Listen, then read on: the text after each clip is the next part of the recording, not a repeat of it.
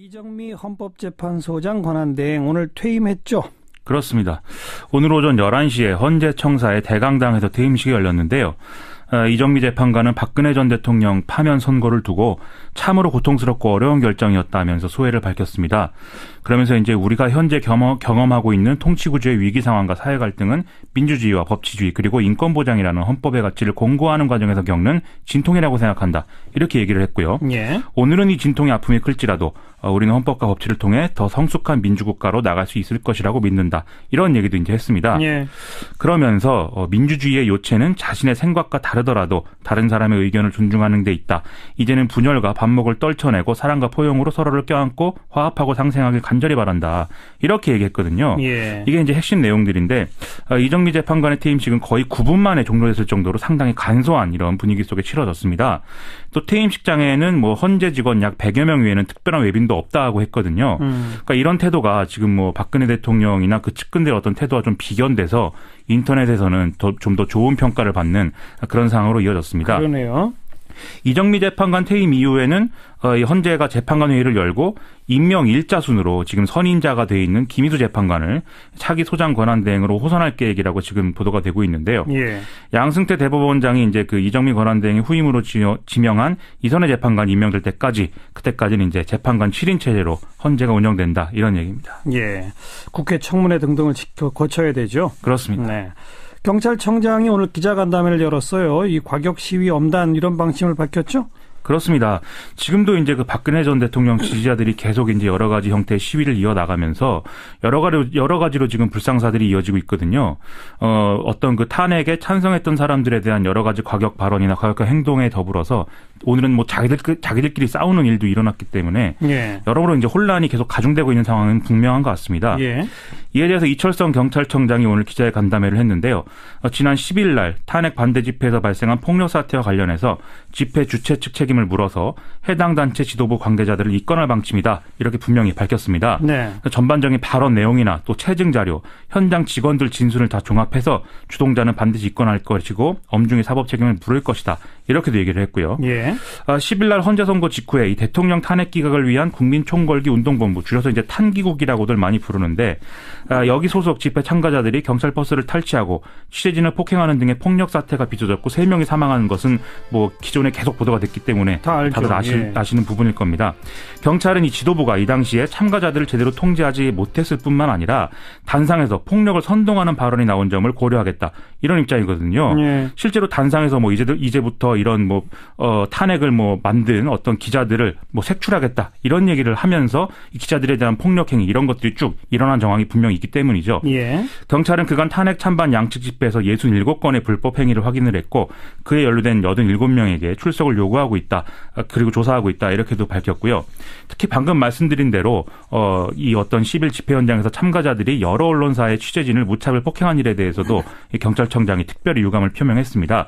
또 어떤 집회든 취재를 방해받지 않도록 경찰이 노력하겠다. 이렇게도 밝혔고요. 예. 지금 이제 당시에 취재진을 폭행한 사건이 한 10건 정도가 지금 수사 대상에 올라와 있다고 했고 이 가운데 4건은 피해자가 특정된 상태라고 했고요. 한 건에 대해서는 구속영장을 신청했다. 이렇게 밝히기도 했습니다. 예. 지금 이 입건 대상자 중에 한 명이다. 이렇게 지금 특정이 되어 있는 정광영 박사모 회장 있지 않습니까? 예. 이 관련 단체 인터넷 게시판에 경찰청장이 이런 입장을 밝힌 것에 대해서 피할 생각이 없다. 때리면 맞고 죽이면 죽겠다. 이렇게 써놨거든요. 예. 좀 어떤 그 충돌 상황은 좀 더 격화될 것으로 그렇게 예상이 됩니다. 오늘 자기들끼리 싸웠다는 거는 무슨 얘기입니까?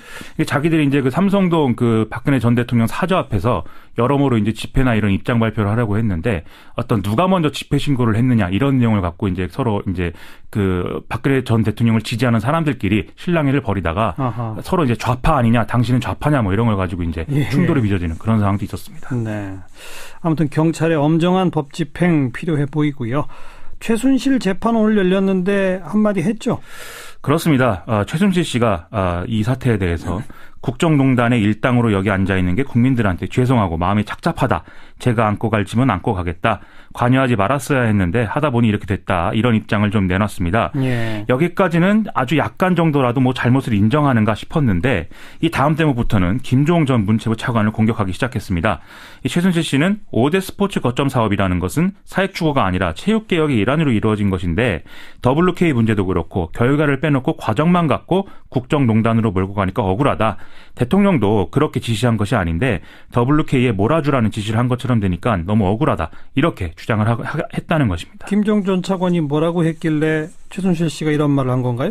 이제 오늘 재판에 김종 전 차관이 증인으로 나왔거든요. 김종 전 차관은 최순실 씨와 안종범 전 수석과 함께 박근혜 전 대통령과 공모를 해서 한국 그랜드 코리아 레저의 장애인 펜싱팀을 창단하게 하고 이 선수단의 에이전트로 WK 연결해줬다. 이런 혐의를 받고 있는 거 아니겠습니까? 네. 여기에 대해서 저도 굉장히 속지 않은 마음이다. 후회한다. 라면서 최순실 씨가 대통령과 친분이 있었기 때문에 이런 요구를 쉽게 거절하기 힘들었다. 이렇게 얘기를 했다는 거죠. 또 아울러서 생각해보면 최순실 씨와 대통령에게 이용당한 것 아닌가 한다. 이렇게 얘기를 했기 때문에 최순실 씨가 그렇게 좀 반론을 제기한 것이거든요. 네. 어쨌든 김종 전 차관 입장에서는 여러모로 비판을 받고 또 죗값을 치러야 되는 입장인데 늦었지만 반성을 하는 태도를 보이는 것이 또 중요한 것 같습니다. 네. 고속도로의 톨게이트 여직원, 근데 차에 치여서 목숨을 잃는 안타까운 사건이 벌어졌네요. 그렇습니다. 경찰에 따르면 어젯밤 9시 20분 정도에 경기도 시흥시 주귤동 평택시흥 고속도로의 서시흥 톨게이트에서 한 고속버스가 요금소 직원인 모 씨를 이제 치었다라는 것입니다. 모 씨는 출동한 119 구급대에 의해서 인근 병원으로 옮겨졌는데 숨졌다는 것이고요. 네. 사고 당시에 모 씨는 이제 근무 교대 또는 이제 쓰레기를 줍기 위해서 요금소 부스에서 나왔다가 어떤 고속버스에 치인 것으로 그렇게 조사가 됐습니다. 예. 고속버스 운전기사는 일반 차로인데 하이패스 차로로 착각을 해서 이 속도를 줄이지 않고 진입했다. 이렇게 진술했다고 하거든요. 아하. 이게 하이패스 전용 차로가 1, 2, 4차로였는데 일반 요금 납부 차로인 3차로인 것으로 진입해 달리다가 사고가 났다는 거죠. 경찰은 톨게이트 하이패스 전용 차로에서도 시속 30km 이하로 운전해야 한다. 이런 규정을 근거로 해서 이 고속버스가 일반 차로에서 속도를 얼마나 내는지 등을 추가로 확인하고 있다. 이렇게 밝히고 있습니다. 저희 방송에서도 몇 번 다뤘습니다만은 이렇게 위험까지 감수하는 톨게이트 직원들 다 비정규직이죠? 거의 다 그렇다라는 이제 보도들이 나오고 있고요. 아무래도 외주업체 소속 직원이기 때문에 이런 업무 과정이나 이런 데서 더 이제 안전 등을 보장받지 못하는 그런 측면도 있다는 지적도 좀 있었습니다. 예. 일단 고속도로 톨게이트 요금소에서 근무하는 징수원들은 전국적으로 한 7천여 명 정도인 걸로 알려져 있는데 말씀하신 대로 상당수가 이제 도로관리 주체가 아닌 하도급을 받은 외주업체 소속 비정규직인 상태고요. 이게 2단계, 3단계가 되는 경우도 있다고 하니까 그래요. 상당한 문제인 것이죠. 예. 이 사망한 모 씨도 평택 시흥 고속도로를 관리하는 주체인 제2서해안 고속도로 주식회사가 이 계약한 그런 외주업체 소속 직원으로 확인이 됐다는 것입니다. 여러 번 이제 얘기가 나왔었는데 2015년에는 요금소 직원 한 540여 명이 한국도로공사를 상대로 근로자 지위 확인 집단 소송을 낸 바 있거든요. 그래서 외주업체 소속으로 2년 이상이란 근로자는 도로관리 주체가 직접 고용해야 한다는 법원 판결이 나오기도 했는데 여전히 이런 문제가 반복되고 있다. 이런 보도들도 나오고 있습니다. 네. 자, 정부가 치킨 가격을 올리는 업체한테 세무조사까지 언급하면서 경고에 나섰어요. 그렇습니다. 오늘 언론 보도를 보면은요, 정부가 치킨 가격을 올릴 이유가 없는데도 프랜차이즈 업체에서 가격을 올릴 경우에 부당이득을 취한 것은 아닌지 확인하기 위해서 국세청에 세무조사를 의뢰할 방침이다. 이렇게 밝혔다는 것입니다. 이에 앞서서 BBQ 치킨, 우리나라 대표적인 프랜차이즈 치킨 업체인데 오는 20일부터 메뉴 가격을 10% 정도 올리겠다고 이미 밝힌 상태거든요. 예. 그렇기 때문에 다른 프랜차이즈 업체들도 줄줄이 가격 인상에 나설 가능성이 점쳐지는 상태라는 것이죠. 이 농식품부는 오는 15일 날 오전에 외식업계 CEO들과 간담회를 열고 이 조류독감 발생에 따른 닭고기 수급 불안을 기회로 치킨 등의 닭고기를 원료로 한 식품 가격이 인상되는 사례가 없도록 적극적인 협조를 당부할 계획이다. 이렇게 밝히고 있습니다. 그러니까 AI랑 치킨 가격은 무관하다. 이게 정부의 설명이죠? 그렇습니다. 근거는요?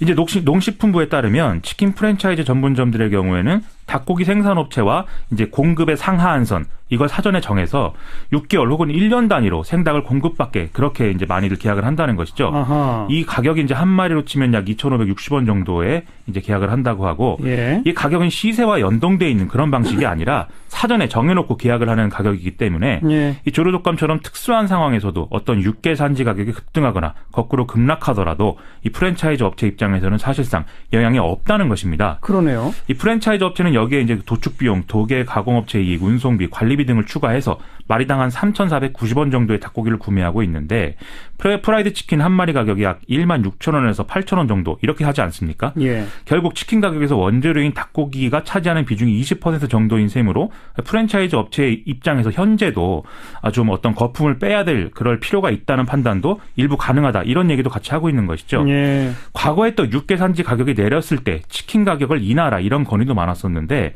이때는 프랜차이즈 업체들이 닭고기 원가가 치킨 가격에서 차지하는 비중이 적다는 이유로 수용하지 않은 사례도 있거든요. 하하, 예. 결국 만약 AI를 핑계로 치킨 프랜차이즈들이 가격 인상에 나선다면 이거는 말 그대로 핑계에 불과하다라는 것이 정부 판단이다라는 얘기죠. 치킨 업체들이 좀 무리가 있군요. 그런 셈입니다. 자유한국당 경선이 좀 복잡해지네요. 일부가 보이콧 선언하고 막 그러죠? 그렇습니다. 이인재 전 새누리당 최고위원 그리고 김진 전 중앙일보 논설위원 김문수 전 경기도지사가 오늘 이제 현재 방식으로는 경선에 불참하겠다 이런 입장을 밝혔습니다. 예. 예비 경선을 거치지 않고도 본 경선에 참여할 특례 규정을 두는 것은 공정성을 파괴하는 것이다. 이런 얘기고요. 네. 이게 이제 특정인을 위한 편법이자 새치기 경선이다라고 주장을 하는 것입니다.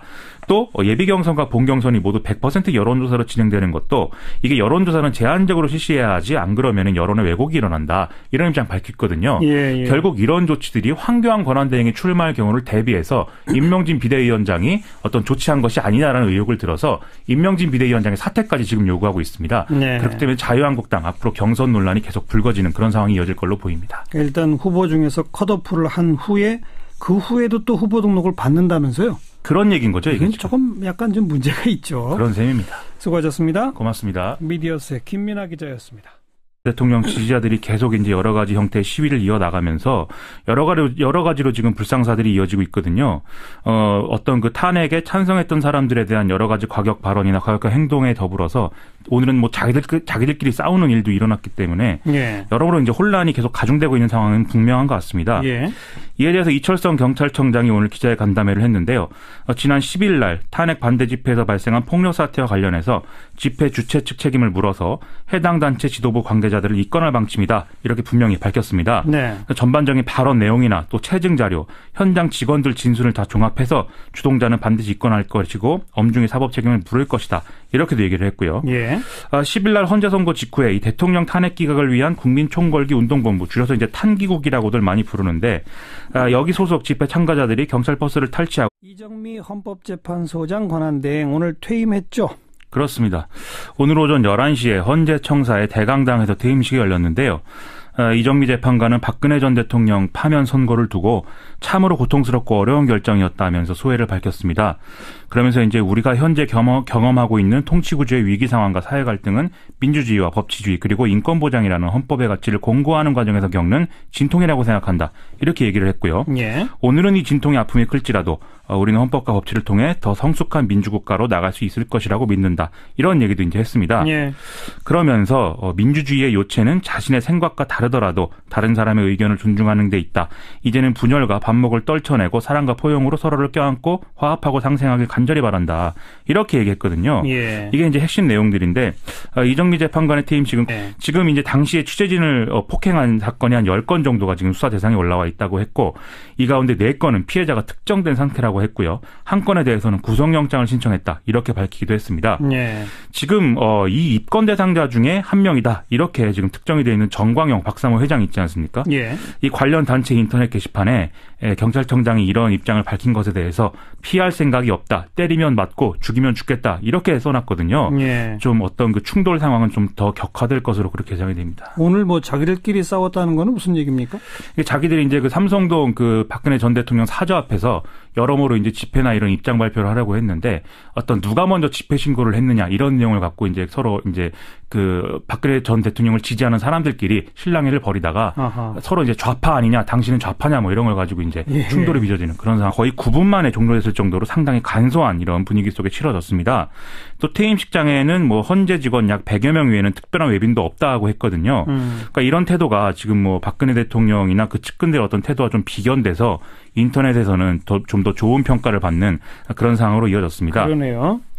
이정미 재판관 퇴임 이후에는 헌재가 재판관 회의를 열고 임명 일자순으로 지금 선임자가 돼 있는 김희수 재판관을 차기 소장 권한 대행으로 호선할 계획이라고 지금 보도가 되고 있는데요. 예.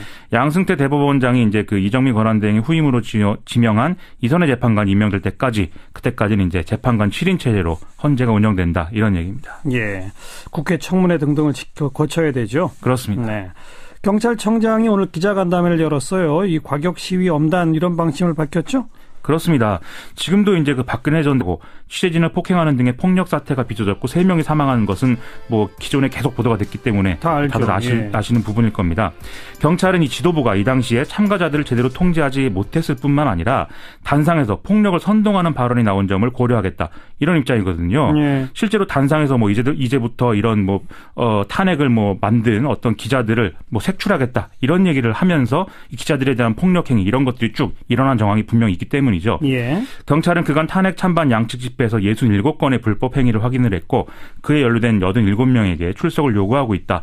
그리고 조사하고 있다. 이렇게도 밝혔고요. 특히 방금 말씀드린 대로 이 어떤 10일 집회 현장에서 참가자들이 여러 언론사의 취재진을 무차별 폭행한 일에 대해서도 경찰청장이 특별히 유감을 표명했습니다. 또 어떤 집회든 취재를 방해받지 않도록 경찰이 노력하겠다. 이렇게도 밝혔고요. 예.